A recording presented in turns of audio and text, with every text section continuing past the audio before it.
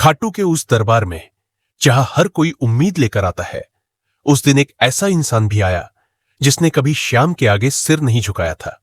लेकिन आज उसकी बेटी जिंदगी और मौत के बीच झूल रही थी।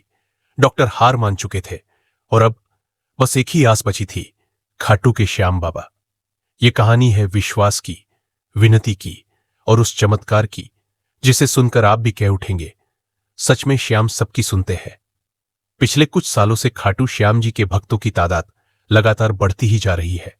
कहा जाता है कि खाटू श्याम बाबा जिस किसी के सर पर अपना हाथ रख देते हैं, वो जीवन में कभी हारता नहीं है, इसीलिए उन्हें हारे का सहारा भी कहा जाता है। आज ये जो घटना हम आपके साथ शेयर करने जा रहे हैं, ये फरीदाबाद में रहने वाले एक परिवार की है। ये घटना अभी 4 महीने पहले की ही है। अभिषेक और उनकी पत्नी नेहा फरीदाबाद के एक फ्लैट में रहते थे। दोनों एक प्राइवेट कंपनी में जॉब कर रहे थे। 1 साल पहले ही दोनों की शादी हुई थी। दोनों एकदम मॉडर्न, नए ख्यालों वाले। ना उन्हें भगवान से मतलब था, ना ही अपने कल्चर से और ना ही अपने घर वालों से। दोनों पति पत्नी अपनी छोटी सी दुनिया में खुश थे। दिन भर जॉब करना और रात में पार्टी, इसके अलावा उन्होंने और कोई दुनिया देखी ही नहीं थी। ऐसे ही समय बीत रहा था। कुछ दिन बाद अभिषेक और नेहा को पता चला कि वो दोनों माता पिता बनने वाले हैं। ये खबर सुनकर दोनों की खुशी का ठिकाना न रहा। दोनों ने ये खबर सबसे पहले अपने माता पिता को दी। अभिषेक के माता पिता जयपुर में रहते थे। ये खबर सुनकर अभिषेक की मां सुनैना जी ने कहा, बेटा, ये तो तूने बहुत खुशी की खबर सुनाई, लेकिन अब बहू को बहुत ध्यान से रहने की जरूरत है। तू अब उसकी नौकरी छुड़वा दे और मैं वहां आ जाती हूं। बच्चा होने तक मैं अच्छे से बहू का ध्यान रखूंगी। तभी नेहा उन्हें आने के लिए मना कर देती है। अभिषेक नेहा को समझता है कि मां को आ जाने दो, वो तुम्हारा अच्छे से ध्यान रख लेंगी। लेकिन नेहा कहती है, आज के समय में किसी की जरूरत नहीं पड़ती और तुम्हारी मां बहुत ही पुराने जमाने की है। मैं एक अच्छी सी मैड रख लूंगी अपना ध्यान रखने के लिए, और आगे जरूरत पड़ी तो एक नर्स हायर कर लेंगे। आप चिंता मत करिए। ऐसे ही समय बीतने लगता है। नेहा अपना अच्छे से ध्यान रखती और ऑफिस भी जाती थी। उसने 2 मैड रख ली थी, एक घर के कामों के लिए और एक अपना ध्यान रखने के लिए। ऐसे ही 4 महीने बीत जाते हैं। नेहा ने अब ऑफिस से छुट्टी ले ली थी। वो सारा दिन घर पर रहती और आराम करती। ऐसे ही 8 महीने बीत गए।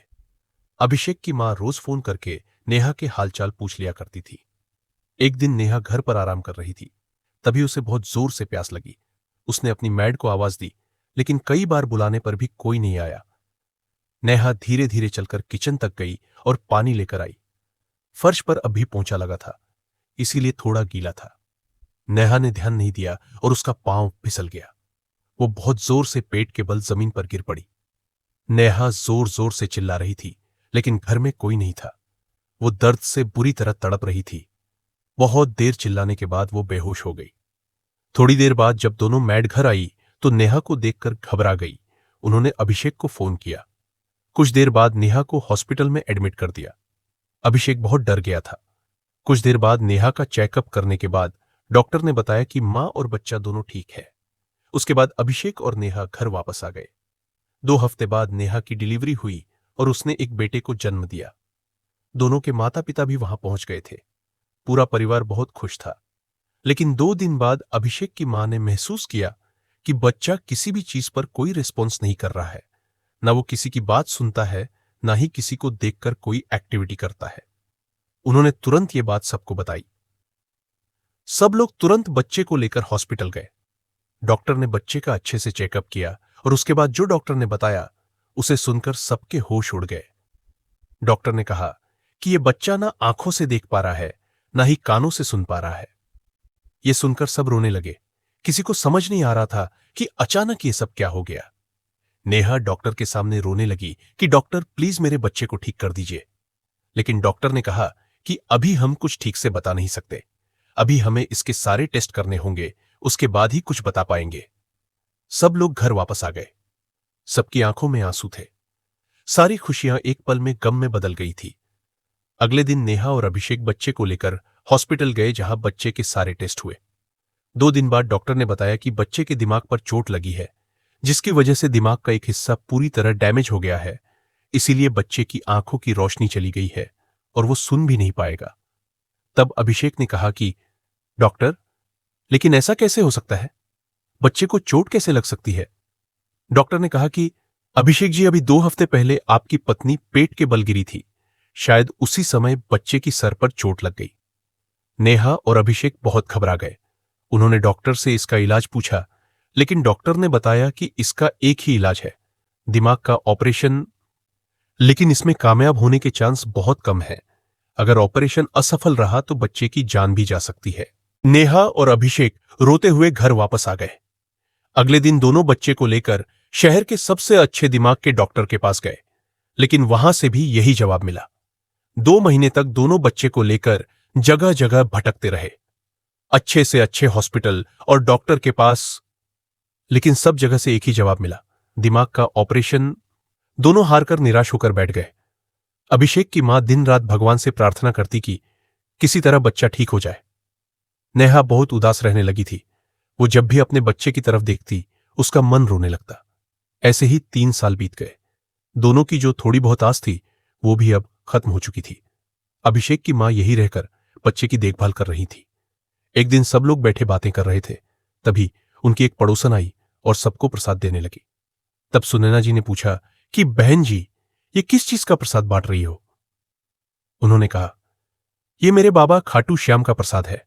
आज ही मेरे बेटे की सरकारी नौकरी लगी है। 5 साल से कोशिश कर रहा था, लेकिन कुछ नहीं हुआ। 2 हफ्ते पहले ही बाबा के दर्शन करके आया है और कल ही उसकी नौकरी पक्की हो गई।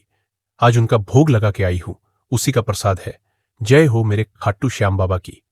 सुनैना जी ने उन्हें बैठाया, चाय नाश्ता कराया और बातें करने लगी।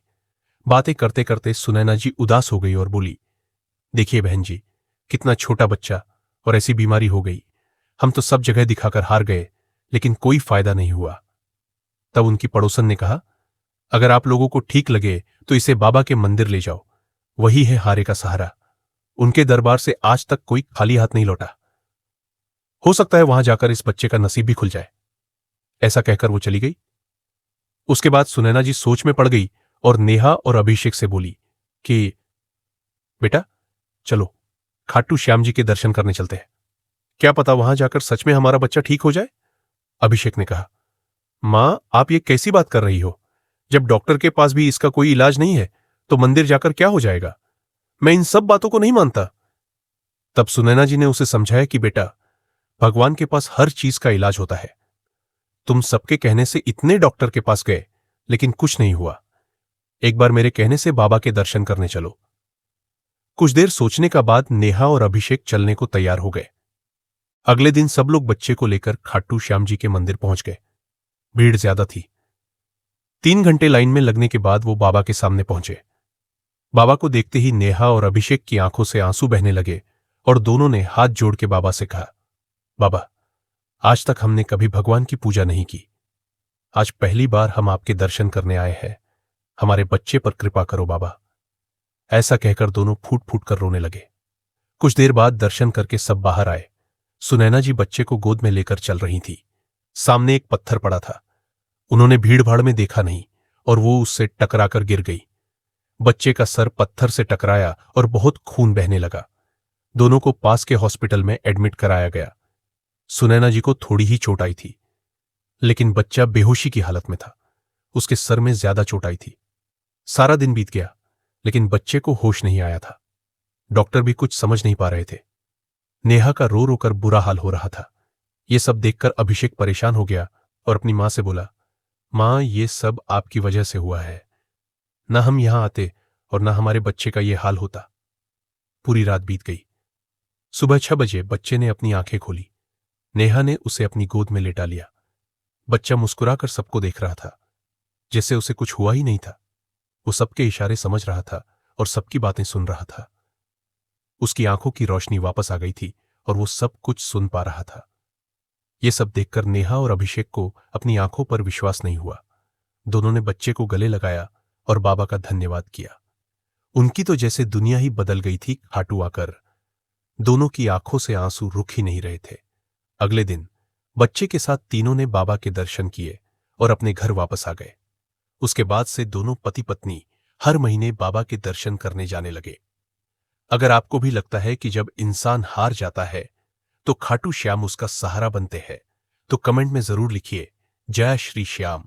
और ऐसी ही सच्ची और दिल छू लेने वाली कहानियों के लिए वीडियो को लाइक करें, चैनल को सब्सक्राइब करें और घंटी दबा लें ताकि अगली कहानी आपसे छूट न जाए।